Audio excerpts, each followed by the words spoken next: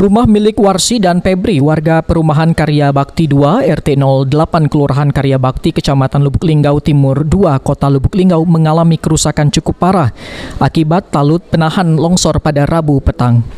Menurut Warsi, peristiwa itu terjadi ia bersama anak dan ibunya sedang berada di dalam rumah. Tiba-tiba dikejutkan rumahnya bergetar seperti digoncang gempa. Kemudian keluar rumah dan langsung kaget melihat talut longsor lantaran tidak kuat menahan terjangan air bah yang cukup deras.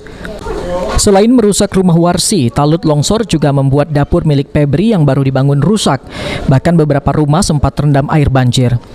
Di kawasan ini dalam setahun ini saja sudah 3 kali terjadi bencana baik banjir dan juga longsor. Kaget nih, sampai ke timbun. Iya, di kaki aku dewe pas kejadian itu.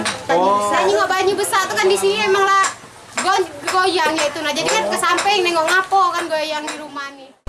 Camat Timur 2 Aris Garnida Husen mengatakan untuk talut yang jebol nantinya akan diupayakan koordinasi dengan Dinas Pekerjaan Umum karena Dinas PU juga sudah turun langsung meninjau kerusakan talut.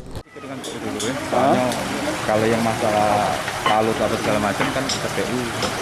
Ini koordinasi dulu ke PU. Mana bagusnya? Trihajari Apal TV.